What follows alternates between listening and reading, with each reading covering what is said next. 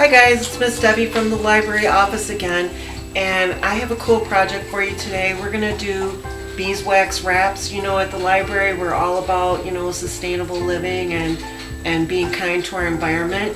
If you use the beeswax wraps, that's less a saran wrap, aluminum foil, lunch bags that you want to use during the day, and so thereby producing less waste for our landfills. So getting right down to it, I did a little bit of research. I found several recipes on the internet, looking on Pinterest or whatever, and at the end of the video I will give you the links to the ones that I particularly used. You may like something else. It just all depends what you're going to do. For this project we're going to need some sustainably sourced resin. We have it here, and by the way, I did order everything off of Amazon. Organic white beeswax, some jojoba oil, a new paintbrush that was going to be just only for this project, a little popsicle stick in case we need it. We have cotton fabrics, different types that I found. It's all been washed already and cut to the shapes and sizes that we're going to use. And I found a little thing that I thought was cute to make like little lunch bags, snacks, for your snacks. So we're going to try that as well. And you would just coat them, and then you could use like a binder clip on the top, or some people have like a little button sewn on it, one here and there, and a little bit of twine, and they go back and forth like a figure eight. And you could put little things in there like pretzels, goldfish, Cheez-Its, little snacks like that. And then I did make one that's kind of taller because I thought that might be good for carrot sticks and celery sticks and things like that. And I was like really doing a lot of thought about this, and you moms out there know who you are. Like, if you really wanted to go full force with this, you could make each one of your kids their own color-coded lunch set. Like, this could be for one kid, another color could be for another kid. You could have two sets. And when we do go back to packing lunches for school, you could, really cut down a lot there with your waste that goes into the landfill. I know myself, I have 6 kids at home that we make lunches for, and that's like, 40 Ziploc bags a week, different things like that. And I'm always trying to look for different ways that I can get rid of that. I've tried the different lunch boxes that have the little containers and the this and the that, and those are very nice. I do appreciate them, but I have some younger kids who have a hard time opening up the seals and, losing the pieces and different things like that. So I thought this would be like a good economical way to do it, and I'm going to try that with them. If these little bags do require some sewing skills. I don't know if you will have sewing skills or not, but if you wanted to try to make the bags, you could look up the sewing skills. They're very, very super simple to make. I've been making bags like this for like many, many years for different things, for trick-or-treating, my crochet stuff, just, whatever little things that you need. So it's very super simple, and I will put a link to a pattern that I found that you can try your own self with that as well. We'll see how it works. If it doesn't work, it's no great loss. We have also using parchment paper, which of course, being myself, I did forget to buy parchment paper, so I used a brown paper bag which I cut up and I actually ironed to get the wrinkles out of so that it would fit in here nicely. I think the main thing with that is so that you don't leave a wax residue on your actual pants, which could be a little awkward to get off. So that being said, like I said, I will leave you the link for this particular one that I tried, and you can try whatever one that you like, because I've seen different things. The reason what attracted me to this one was the fact that it does use resin, which will make it a little bit more clingy. Now, I am not going to use this recipe on these little bags because I don't want resin on the inside of the snack bags to have the snacks stuck to. So these ones I'm strictly only going to use just the wax, okay? So I just wanted to show you them just to give you some ideas of things that you could do. So onward and upward, we do need to preheat our oven to 300 degrees, which I've already done that. I'm gonna break away here. I'm gonna do the instructions that they call for, and then we'll come back. What it calls to do at this point is to melt all three of these things together in a double boiler, which if you don't have a specific double boiler, you can use a can inside of a pan with water. So you would fill your base pan up with water so that it was about halfway to your container. What I'm going to use is Pyrex measuring cup. I should have showed it to you, but I didn't. I'm going to use a Pyrex measuring cup. I'm going to put these items in that, mix them together, put it in the pan of water, and I'm going to let them melt together. And then it's said to let them combine for about 20 to 25 minutes.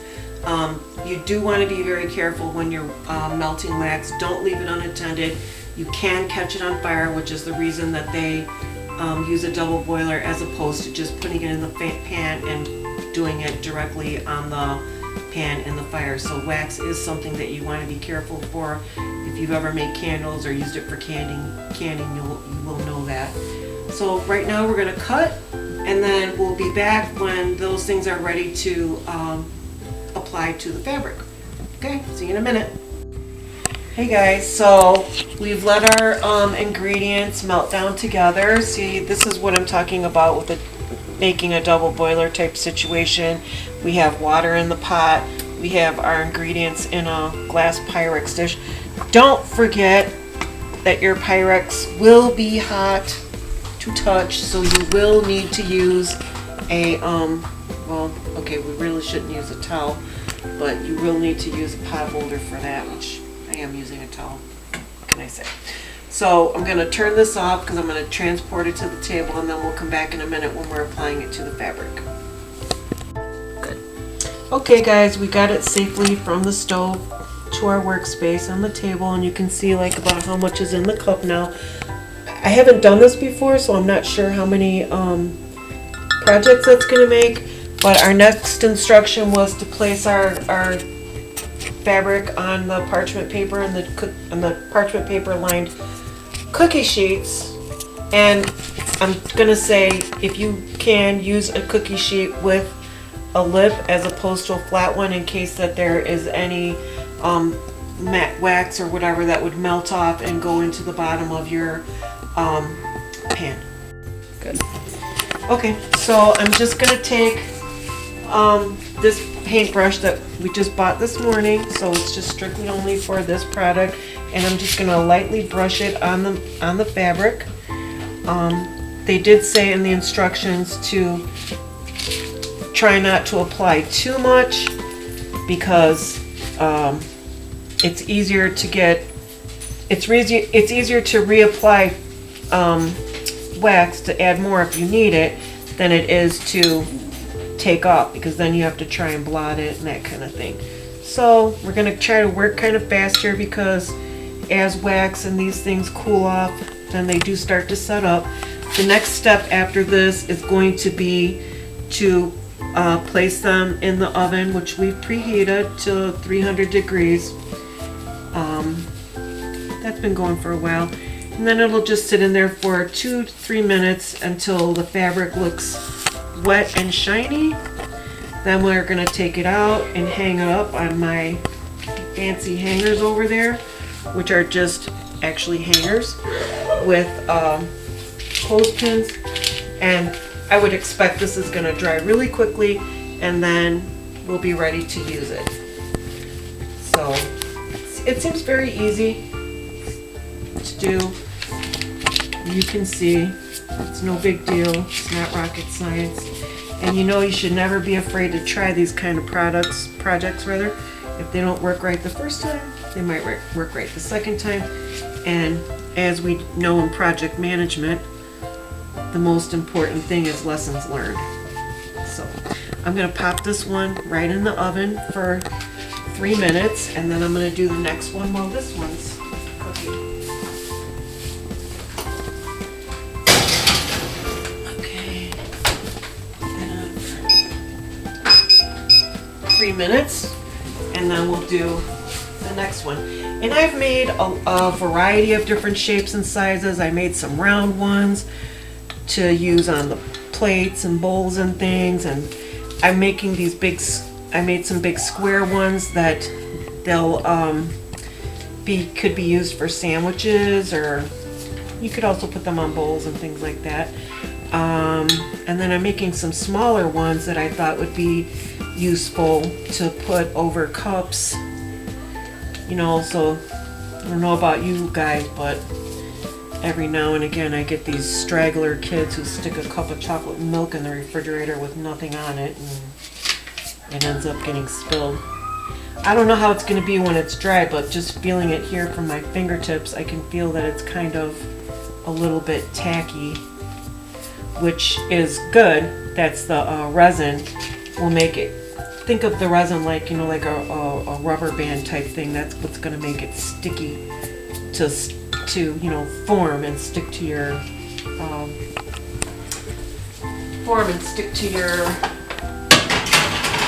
your cup. So we have 1 minute and 44 seconds on those ones. I'm going to do one more small one. By the time I finish this, the other one should be ready. So I was going to tell you about the fabric that I used, which, you know, this would be like a great scrap buster type project. I just kind of wanted to use these like little cute bee prints because I thought, you know, they're extra super cute. And like, I know some of you guys probably make like jelly and things like that, and this would be like so super cute if you like gave somebody a jar of jelly for a gift, and then you had the instead of just a plain fabric on top of it, because you know everybody ties them on top, you could just put this over the top of it and give it to them like that. So you're giving them two gifts. You're giving them the homemade jelly in the little mason jar, and then also the little wax wrap. And I should also mention that you can use these like over and over and over again. The care for them is that you wash them with a kind of cool cloth. Just kind of wipe them down. If they ever get like, after a while, you can like refresh them. If they're like getting crackly, it's not sticking or whatever, just pop them, you know, in the oven for a couple of minutes, smooth them out, refresh them, and you're good to go. Just think this is going to be like a really cool thing. So we got one going out, one coming out, and whoops, I forgot to put out my cooling rack. So let's add that to the list of things that you'll need, a cooling rack to put your hot pan on. So let's see if you can see this good. See now how the fabric looks like all dampened? Okay, but if you look at the back here, you can see that there's a little bit of a dry area. So I'm just gonna put that back. I'm gonna grab the paintbrush and put a little bit more on those edges that still look dry. So that's good. Okay. And then we're just gonna take this to my handy drying rack because I'm so fancy here. And my clothespin. And I can feel that it's a little bit tacky, so we'll see. It's going to be interesting. They said that they dry really, really super fast. And the directions did say to put new fresh paper down, but I'm actually going to reuse my paper because it's not super dirty or anything like that. Here's the second one. And really, you're just looking to get the fabric so that it's all wet, and you just want to inspect it, make sure that it's wet. Like I can see this one here is still a little bit, the edges are a little hard to get. So I'm going to do those edges again.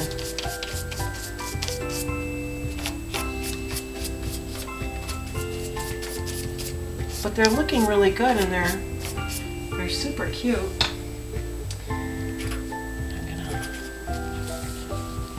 Number 1, 2 here, and I think just let them dry until they're cool. It wasn't really specific about how long to let them dry, But really it's just until they're cooled off. Okay. Here comes number 3 out of the oven.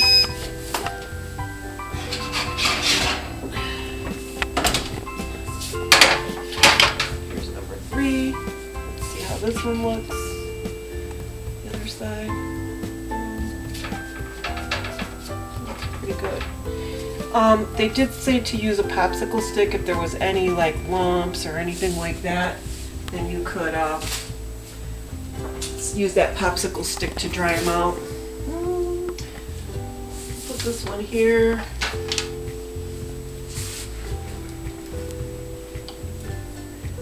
You guys know all about me now with my kitchen. There you go.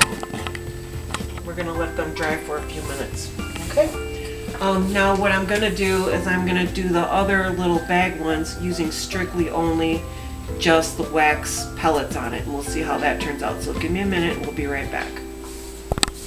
Okay guys, so we have one of our 3 projects pieces that we did, and it did come out nice. You could see it's like that. Now if you wanted to use it, I'm just using this as a sample. This is how it would go. We just put it on here, press it around, presto changeo, sticks. There's your little thing, your little cover. This isn't the exact size for this particular thing, but that's the way that it works. That's the principle of it. I hope that you guys will, give it a try and see how it works out for you. And I thank you so much for joining me, and have a great day.